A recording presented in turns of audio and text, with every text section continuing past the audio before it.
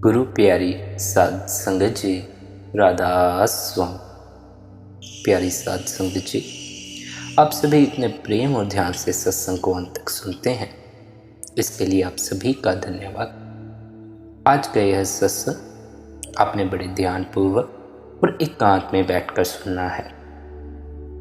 आज के इस सत्संग में हम शरीर से जुड़ी बातों पर चर्चा करेंगे, यानी कि हमारे कितने प्रकार के शरीर होते हैं, और हम कुछ बातें कुंडलिनी के बारे में भी जानेंगे जो कि हमारे आंतरिक शरीर से जुड़ी है।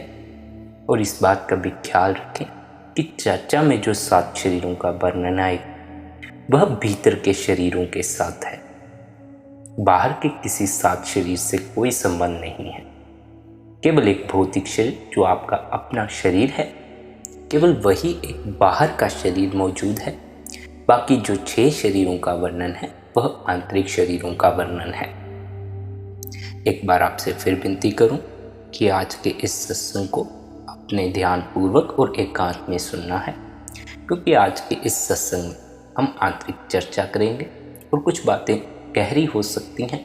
हो सकता है कोलाहल में बैठकर वह समझना आए या शोर के कारण उन्हें सुनने और समझने में कुछ दिक्कत आए। इसलिए ध्यानपूर्वक आज के सत्संग को सुनिए और साथ ही सत्संग के बाद या जब भी आपको समय मिले गुरु द्वारा बताया अभ्यास अवश्य करें।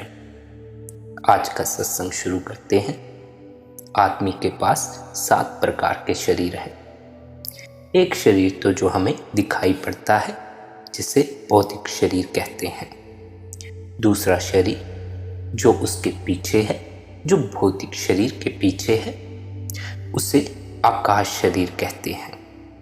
और जो तीसरा शरीर है जो आकाश शरीर के पीछे है, उसे सूक्ष्म शरीर कहते हैं। और जो चौथा शरीर सूक्ष्म शरीर के भी पीछे है, उसे मनस शरीर कहते हैं। इसी तरह 5वां शरीर जो मनस शरीर के भी पीछे है, उसे आत्मिक शरीर कहते हैं। और जो 6वां शरीर है जो आत्मिक शरीर के पीछे है, उसे ब्रह्म शरीर कहते हैं। और अंत में जो 7वां शरीर है जो ब्रह्म शरीर के पीछे है, उसे निर्वाण शरीर कहते हैं।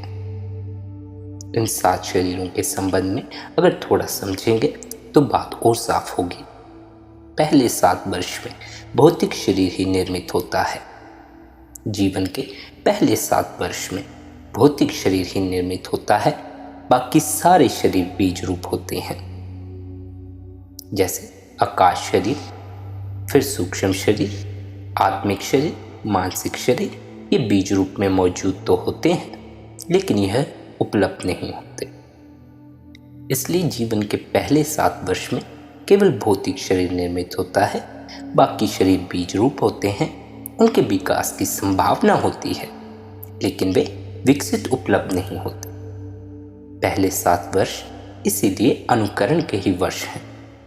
पहले 7 वर्षों में कोई बुद्धि, कोई भावना, कोई कामना विकसित नहीं होती।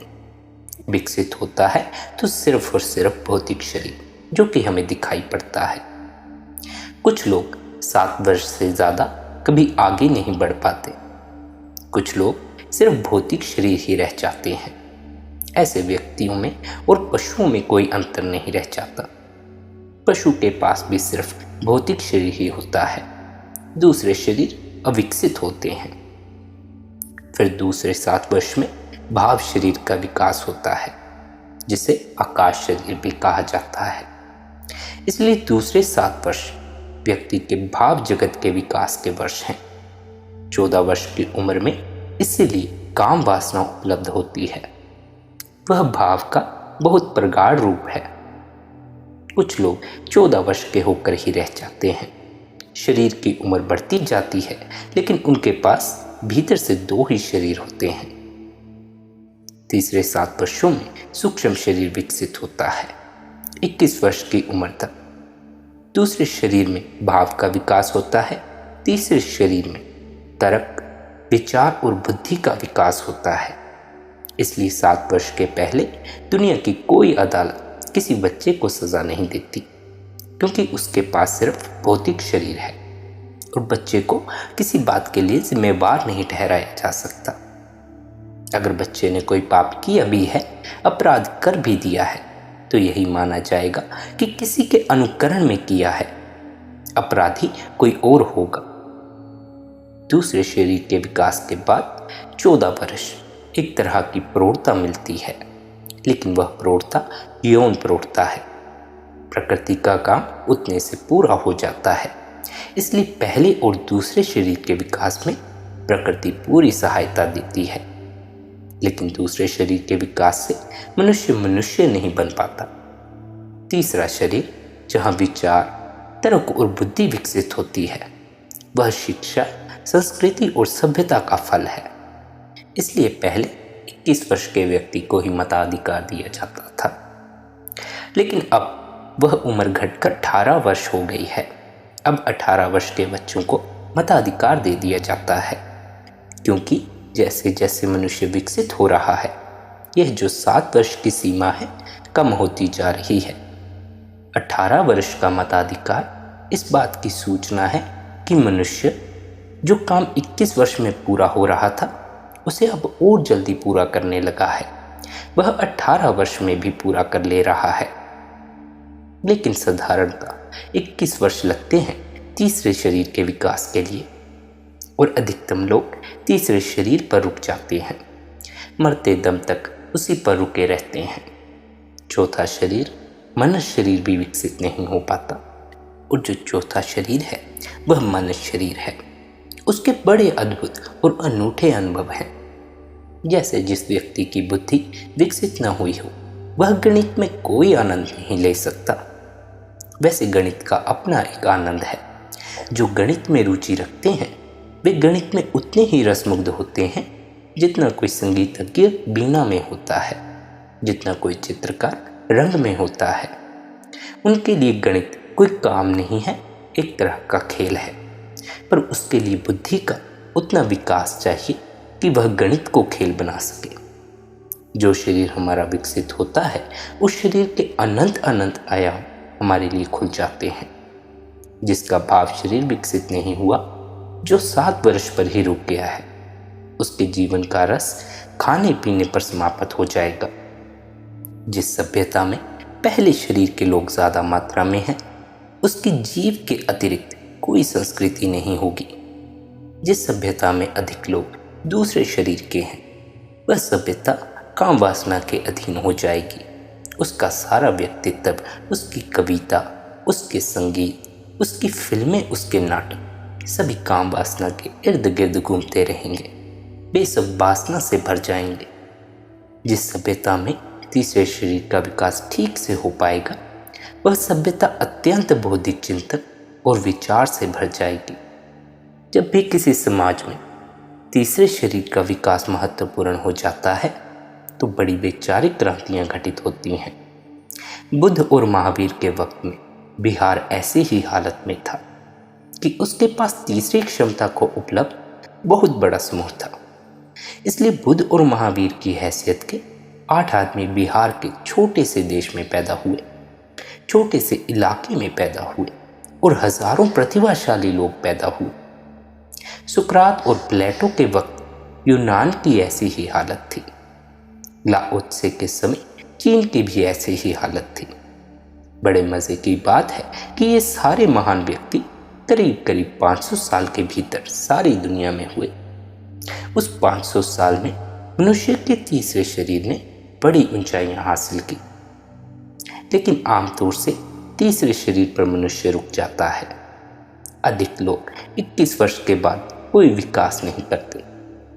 लेकिन ध्यान रहे, चौथा जो शरीर है उसके अपने अनूठे अनुभव हैं। जैसे तीसरे शरीर के हैं, दूसरे शरीर के हैं, पहले शरीर के हैं, चौथे शरीर के बड़े अनूठे अनुभव हैं। जैसे सम्मोहन, टेलीपैथी, ये सब चौथे शरीर की संभावनाएं हैं। आदमी बिना समय और स्थान की बाधा के दूसरे से संबंधित हो सकता है, बिना बोले दूसरे के विचार पढ़ सकता है, या अपने विचार दूसरे तक पहुंचा सकता है। बिना कहे, बिना समझाए कोई बात दूसरे में प्रवेश कर सकता है और उसका बीज बना सकता है। शरीर के बाहर यात्रा कर सकता है, शरीर के बाहर घूम सकता है, अपने इस शरीर से अपने को अलग जान सकता है। इस चौथे शरीर की, मनुष्य शरीर की, बड़ी संभावनाएं हैं जो हम बिल्कुल ही विकसित नहीं कर पाते हैं, क्योंकि एक तो इस दिशा में खतरे हैं और दूसरा इस दिशा में मिथ्या की बहुत संभावना है। क्योंकि जितनी चीज़ें सूक्ष्म होती चली जाती हैं उतनी ही मिथ्या और गलत संभावनाएं बढ़ती चली जाती हैं।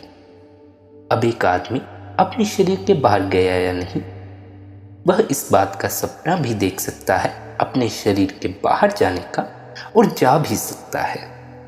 और उसके अतिरिक्त, स्वयं के अतिरिक्त और कोई गवाह नहीं होगा कि वह उस शरीर के बाहर गया या नहीं, केवल वह व्यक्ति ही उस बात का गवाह है। इसलिए धोखे में पड़ जाने की बहुत गुंजाइश है, क्योंकि दुनिया जो शुरू होती है इस शरीर से वह सब्जेक्टिव है, इसके पहले की दुनिया ऑब्जेक्टिव है। अगर मेरे हाथ में रुपया है तो आप भी देख सकते हैं, मैं भी देख सकता हूँ, 50 लोग और देख सकते हैं। यह एक रियलिटी है जिसमें हम सब सहभागी हो सकते हैं और जांच हो सकती है रुपया है या नहीं। लेकिन मेरे विचारों की दुनिया में आप सहभागी नहीं हो सकते, और न ही मैं आपके विचारों की दुनिया में सहभागी हो सकता हूँ। वह निजी दुनिया शुरू हो गई। जहाँ से निजी दुनिया शुरू होती है वहाँ से खतरा शुरू होता है, क्योंकि किसी चीज़ की सच्चाई के सारे वह नियम खत्म हो जाते हैं। इसलिए असली धोखे का जो जगत है वह चौथे शरीर से शुरू होता है। उसके पहले के सभी धोखे पकड़े जा सकते हैं, और ऐसा नहीं है कि चौथे शरीर में जो धोखा दे रहा है वह जरूरी रूप से जानकर दे रहा है। बड़ा खतरा यह है वह अनजाने दे सकता है, खुद को दे सकता है, दूसरों को दे सकता है। उसे कुछ पता ही ना हो, क्योंकि चीज़ें इतनी बारीक और निजी हो गई हैं कि उसके खुद के पास भी कोई कसौटी नहीं है कि वह जाकर जांच करे कि सच में जो हो रहा है वह हो रहा है कि वह केवल कल्पना कर रहा है। तो यह जो चौथा शरीर है, इससे हमने मनुष्यता को बचाने की कोशिश की, और अक्सर ऐसा हुआ कि इस शरीर का जो लोग उपयोग करने वाले थे उनकी बहुत तरह की बदनामी हुई। यूरोप में हजारों स्त्रियों को बिचेस कहकर जला दिया। हिंदुस्तान में सैकड़ों तांत्रिक मार डाले गए इस चौथे शरीर की वजह से, क्योंकि वे कुछ राज जानते थे जो कि हमें खतरनाक मालूम पड़े। आपके मन में क्या चल रहा है वे जान सकते हैं। आपके घर में कहाँ क्या रखा है यह उन्हें घर के बाहर से पता हो सकता है। तो सारी दुनिया में इस चौथे शरीर को एक तरह का काला जादू समझ लिया गया कि ऐसी दुनिया है जहाँ की कोई भरोसा नहीं कि क्या हो जाए, और इसीलिए हमने मनुष्य को तीसरे शरीर पर रोकने की बड़ी चेष्टा की, क्योंकि चौथे शरीर पर बड़े खतरे मालूम होते हैं। खतरे थे, लेकिन खतरों के साथ उतने ही अद्भुत लाभ भी थे। तो बजाय इसके कि रोकते, जांच पड़ताल जरूरी थी कि वहाँ भी हम रास्ते खोज सकते हैं जांचने के, और अब वैज्ञानिक उपकरण भी हैं और समझ भी बड़ी है, रास्ते खोजे जा सकते हैं। जैसे एक वक्त की यह पता नहीं था कि जानवर सपने देखते हैं कि नहीं देखते, क्योंकि जब तक जानवर कहेगा नहीं तब तक कैसे पता चलेगा। हमारा भी इसीलिए पता चलता है कि हम सुबह कह सकते हैं हमने सपना देखा, क्योंकि जानवर नहीं कह सकते तो यह कैसे पता चलता जानवर सपना देखते हैं या नहीं देखते। और बड़ी मुश्किल से, लेकिन इसके लिए भी रास्ता खोज लिया गया। एक आदमी ने बंदरों पर वर्षों मेहनत की यह बात जांचने के लिए कि वे सपने देखते हैं कि नहीं, और उसकी जांच की जो उसने व्यवस्था की वह समझने जैसी है। उसने बंदरों को फिल्म दिखानी शुरू की, पर्दे पर फिल्म दिखानी शुरू की, और जैसे ही फिल्म चलनी शुरू हो नीचे बंदर को बिजली के शॉक देने शुरू किए, और उसकी कुर्सी पर एक बटन लगा दी जो उसको सिखा भी दी कि जब भी उसको शॉक लगे तो वह बंदर उस बटन को बंद कर दे ताकि शॉक लगना बंद हो जाए। फिल्म शुरू हो और शॉक लगे और वह बटन बंद करे, ऐसा उसका अभ्यास करा दिया गया। फिर उस कुर्सी पर उसको सो जाने दिया। जब उसका सपना चला तो उसको घबराहट हुई कि शौक ना लग जाए। नींद में उसको घबराहट हुई क्योंकि वह सपना और पर्दे पर फिल्म बंदर के लिए एक ही चीज़ है। उसने तत्काल बटन बंद कर दिया। इस बटन के दबाने का बार बार प्रयोग करने पर ख्याल में आया कि उसको जब भी सपना चलता तब वह बटन दबा देता। अब सपने जैसी गहरी भीतर की दुनिया के वह भी बंदर की जो कह न सके बाहर से जांच का कोई उपाय खोजा जा सका। इसी तरह 7 कोने चौथे शरीर के भी बाहर से जांच के उपाय खोज लिए और अब तय किया जा सकता है कि जो हुआ वह सच है या गलत, वह मिथ्या है या सही। जिस कुंडलिनी को चौथे शरीर पर अनुभव किया जाता है वह वास्तविक है या झूठी। सिर्फ मानसिक होने से झूठ नहीं होती, गलत मानसिक स्थितियां भी हैं और सही मानसिक स्थितियां भी हैं। यानी कि अगर यह मनस की बात है तो इसका मतलब यह नहीं कि यह झूठ ही होगी।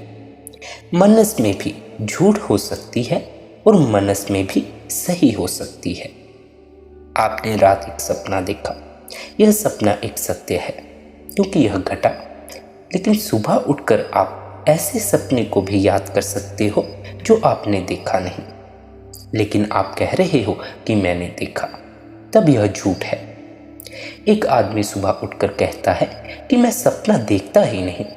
हजारों लोग हैं जिनको यह ख्याल है कि वे सपना नहीं देखते, वे सपना देखते हैं, क्योंकि सपने जांचने के अब बहुत उपाय हैं जिनसे पता चलता है कि वे रात भर सपने देखते हैं।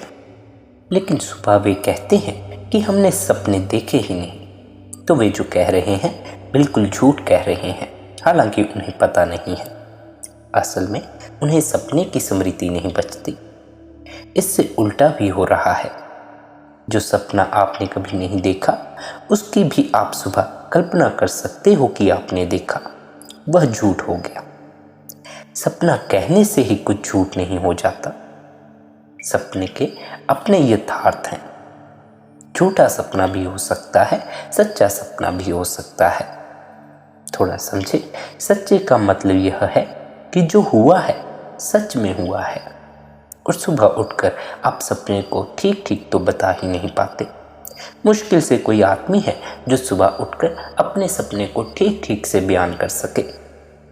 इसलिए पिछले समय में, पुराने समय में जो आदमी अपने सपने का ठीक ठीक बयान कर देता था वह बड़ा बहुमूल्य व्यक्ति हो जाता था।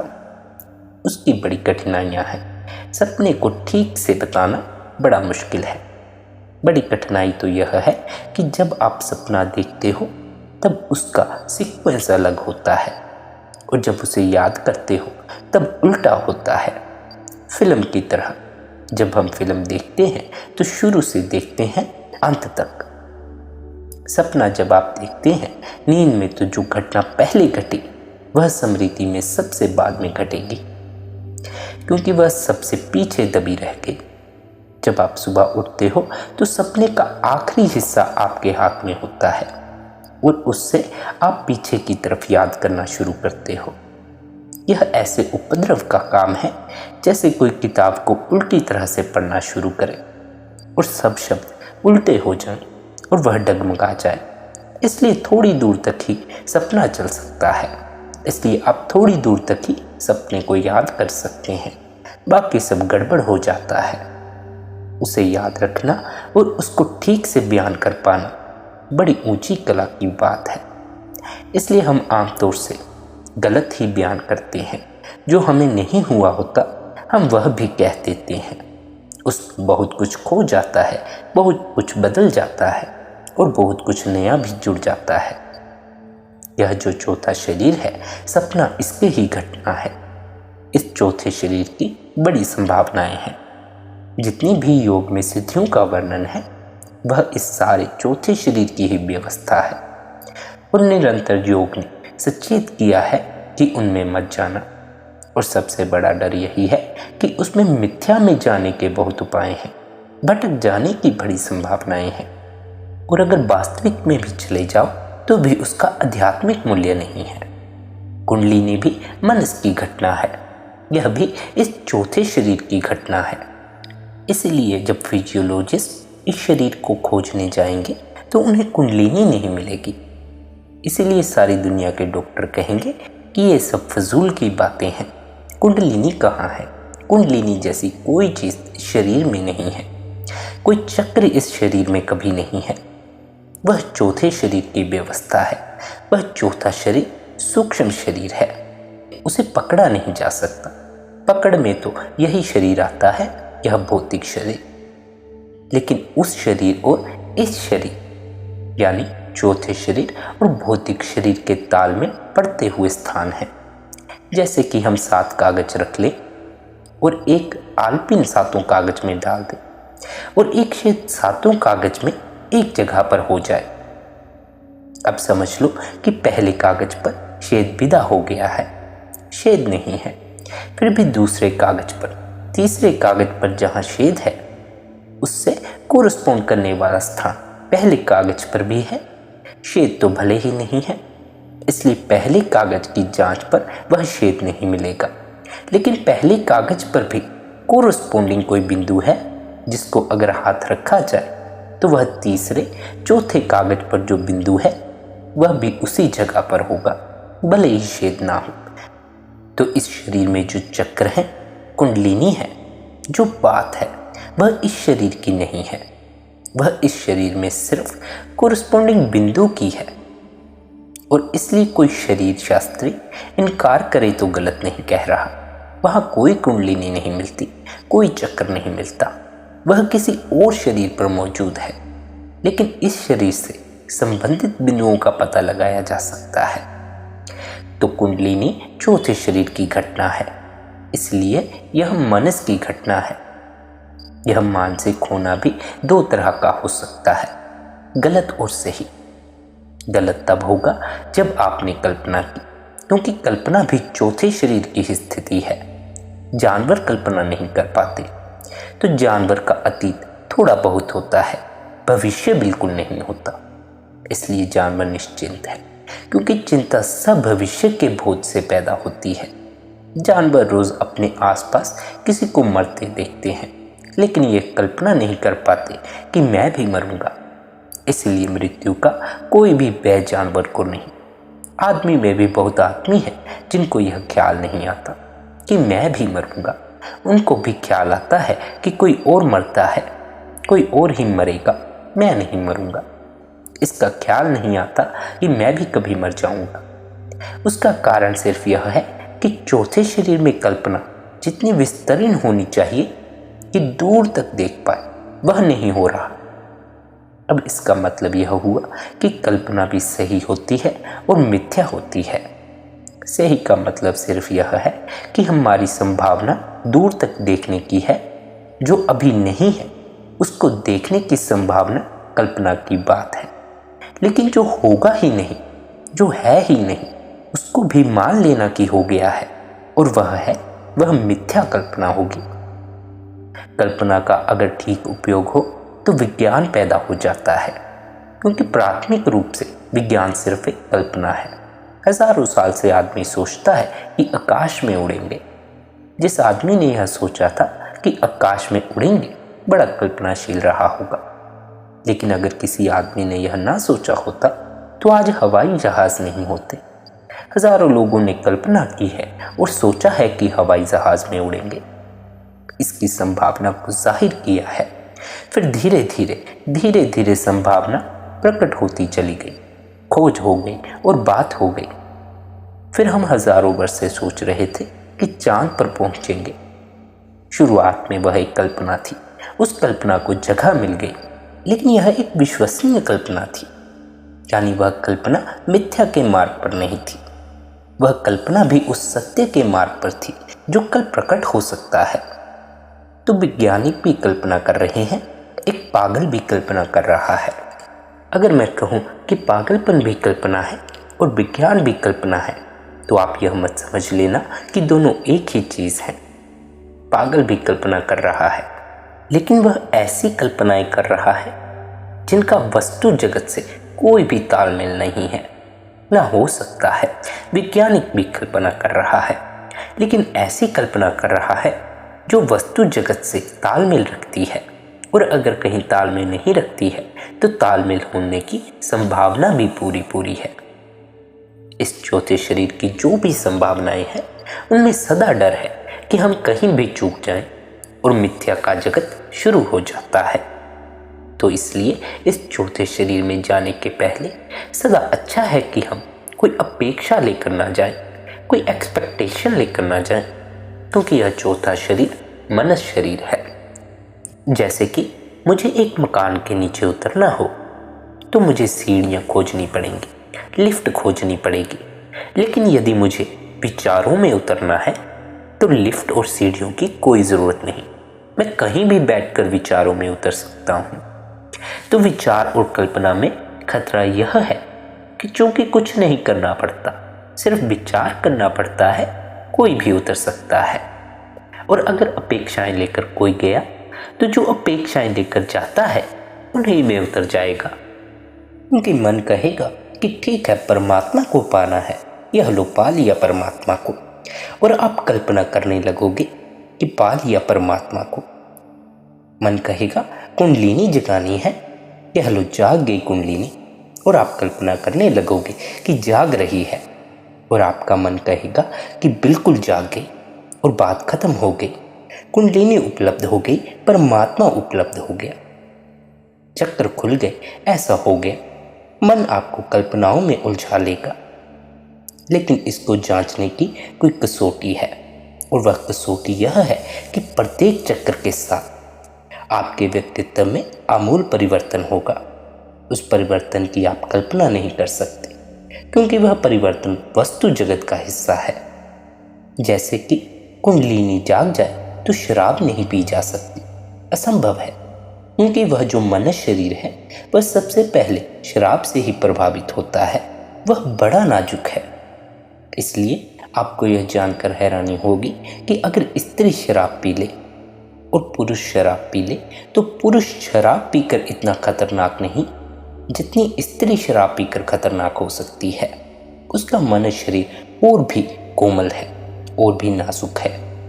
अगर एक पुरुष और एक स्त्री को शराब पिलाई जाए तो पुरुष शराब पीकर इतना खतरनाक कभी नहीं होता जितनी स्त्री हो जाए। स्त्री तो इतनी खतरनाक सिद्ध होगी जिसका कोई हिसाब लगाना मुश्किल है। उसके पास और भी कोमल और भी नाजुक मनस शरीर है, जो इतनी शीघ्रता से प्रभावित होता है कि फिर उसके वश से बाहर हो जाता है। इसीलिए स्त्रियों ने आमतौर से नशे से बचने की व्यवस्था कर रखी है। पुरुषों की बजाय कम स्त्रियां नशा करती हैं। इस मामले में स्त्रियां समानता का भी दावा कभी नहीं करती, लेकिन अब आप देखते होंगे कि कुछ स्त्रियां भी नशे का दावा करने लगी हैं। लेकिन जिस दिन ऐसा हो गया, जिस दिन स्त्रियां नशे में भी समानता पर उतर आई, उस दिन बड़ा खतरा होगा।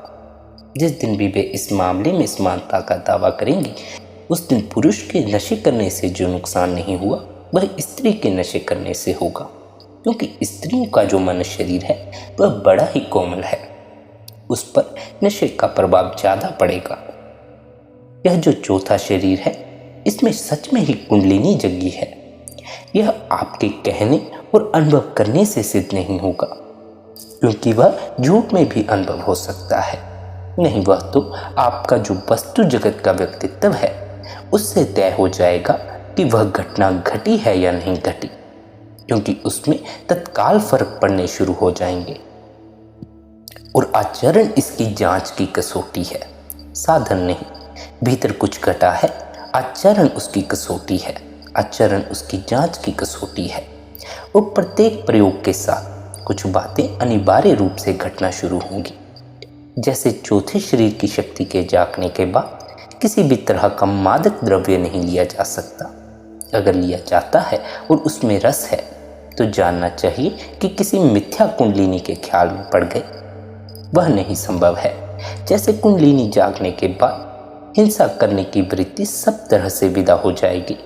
हिंसा करना ही नहीं, हिंसा करने की वृत्ति ही विदा हो जाएगी, क्योंकि हिंसा करने की जो वृत्ति है, हिंसा करने का जो भाव है, दूसरे को नुकसान पहुंचाने की जो भावना और कामना है वह तभी तक हो सकती है जब तक कि आपकी कुंडलिनी शक्ति नहीं जगी है।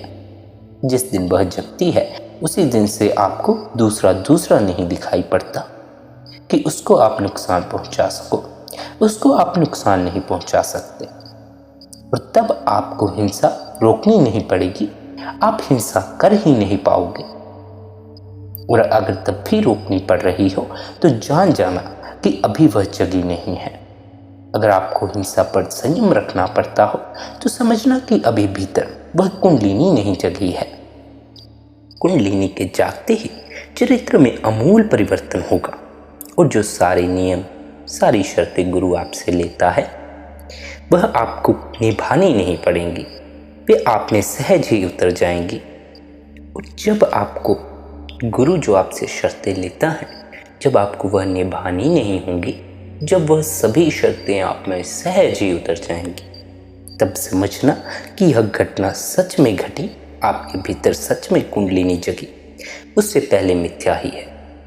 जब तक आपको गुरु द्वारा बताई शर्तों का आचरण करना पड़े, जब तक आचरण आप में सहज न उतर जाए तब तक कुंडलिनी नहीं जगी। और जब आपके भीतर सहज ही आचरण उतर आए तब समझना वह जगी और तब आगे की ओर चलना। अगर झूठी है तो आगे नहीं जा सकते। और चौथा शरीर मुकाम नहीं है, अभी और भी शरीर है।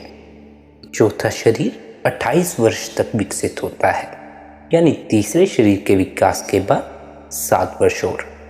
लेकिन यह भी ख्याल रखें कि चौथे शरीर को भी कम ही लोग विकसित करते हैं।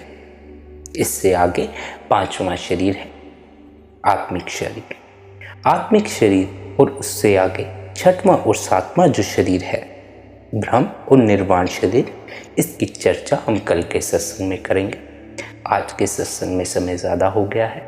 प्यारी साध संगत जी, आखिर में आपसे एक बार फिर विनती करूं कि गुरु ने जो आपको अभ्यास दिया है उसे आपने निरंतर करना है, जैसा आपको गुरु ने बताया है और जितने समय के लिए बताया है।